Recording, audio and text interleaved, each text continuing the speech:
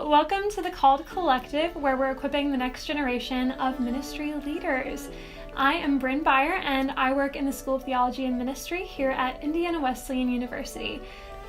This video is a follow-up for the blog, Finding Your Place in Ministry, that went live a little bit ago. So if you haven't got a chance to check out some of the resources on our blog, make sure that you do. There's a lot of good stuff there, and it's going to help equip and develop you as a future leader in the church.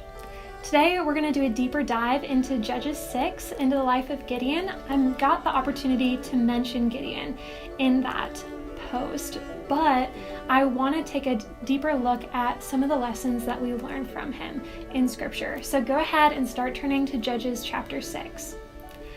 A couple years ago, I was at a youth camp for young adults where they have this thing called the giant swing. Now, if you are not familiar with the giant swing, it's not like the ones at the park at all. It's essentially this huge telephone pole, and they strap you into a full body harness, hike you up to the top with a cord. And once you get to the top, you yank that cord and it swings you out, and in this case, it swung us out right over the face of a cliff. As I was getting ready, the first thing, as I see this, I'm like, yes, let's do it. And then, as they're strapping me into the harness, all of a sudden, these feelings of anxiety, a little bit of fear, I know I'm gonna do it either way, but I'm recognizing all of these emotions inside of me. As one of the people was helping me get strapped in, he turned to me and he asked, "Are you afraid?" And of course I said, no, I'm good. And he told me something that I'll never forget.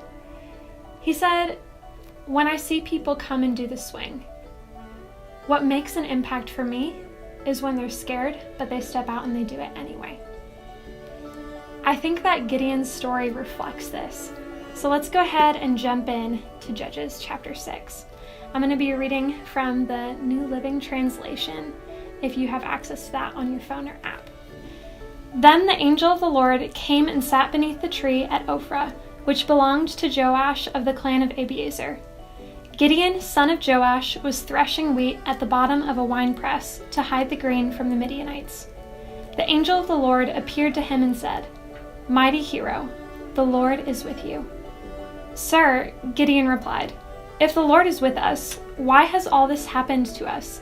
And where are all the miracles our ancestors told us about? Didn't they say, 'The Lord has brought us up out of Egypt'? But now the Lord has abandoned us and handed us over to the Midianites." Then the Lord turned to him and said, "Go with the strength you have and rescue Israel from the Midianites. I am sending you." One of the things that I love is that God consistently uses people who we can both learn from and aspire to be like. Gideon makes his share of mistakes. Over and over again, he questions God. He's not sure what to do. He tests God with a fleece. He's not confident in what God has called him to, but yet we see God greet him as a mighty hero of Israel. God saw who Gideon was becoming and called him into that, not as the person and the man that he was at that time. In the same way, God sees us as who we're becoming. He knows the end game, even when we don't see it ourselves. So as we move forward in ministry, as we pursue to become more like Christ, we're becoming more like Jesus, but we're also becoming more like the person, like the man or woman that God has created us to be. Continuing with the story of Gideon, after he tests the Lord and he asks for these signs, he ends up following through. And with every step of questioning, with every mismove on Gideon's part, we also see clear obedience. Gideon doesn't just live in his fear. He processes through the emotions in the moment, and then he steps boldly into what God has called him to. Maybe boldly is a strong word, but nonetheless, he's moving forward into what God is asking him to do. I think from Gideon's life, there are two things that God really calls us to. First is to engage the voice of God, whatever that looks like for you, whether it's in spending time in His Word, His Bible, whether that's listening to worship, journaling prayers, spending time in prayer with community, going to church.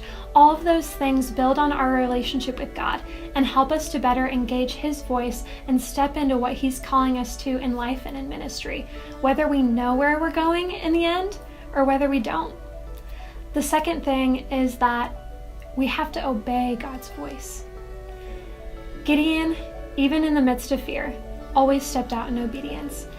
As God is revealing to you what His plans are for you in ministry in these next years, as you pursue education and experience and equipping for His calling, you might not know the full picture at the beginning. You're probably going to get bits and pieces as you go. So lean into where God is calling you, trust in His master plan, and obey Him step by step, because it's through our faithful steps of obedience that God calls us into greater things and that we're better equipped to step into His call on our lives. And what is going to be a defining feature of your faith and your ministry is obedience in the midst of fear and in the midst of uncertainty. So if you are stepping into ministry, if you're looking to answer this call that God has on your life, but you don't know where you're going and you're not sure what that looks like, know first that you're not alone, that there are many who've gone before you and who have struggled with getting clarity on God's call for them. But also know that it's what you do now that matters, and how you invest in your relationship with God now is going to set you up for success in what God calls you to later. And I'm defining success not as fame and riches, but as obedience to what God is calling you to faithfulness in stepping out and following Him piece by piece. Thank you guys for tuning in to this Called Collective tidbit. God bless you, and I hope you have a wonderful week.